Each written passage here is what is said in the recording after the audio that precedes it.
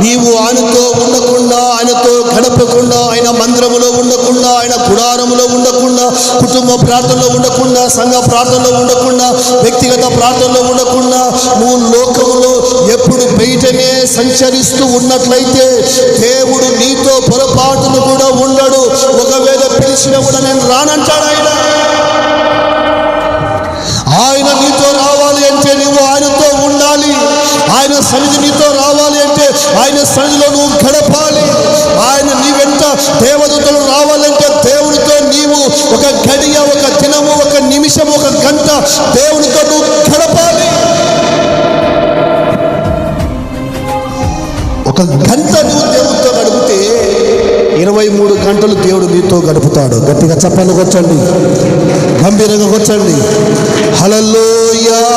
ఒక గంట దేవుడితో నువ్వు గడిపితే దేవుడు 23 గంటలు నీతో గడుపుతాడు.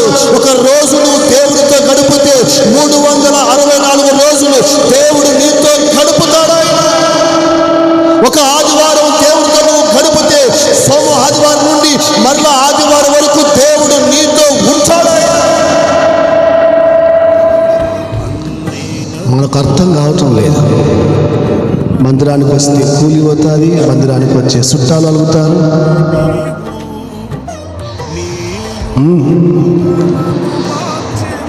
దేవుడు మనతో ఉండాలని మనం ఎంతో కోరుకుంటామో మనము కూడా ఆయనతో ఉండాలని ఆయన అంతే కోరుకుంటాడు.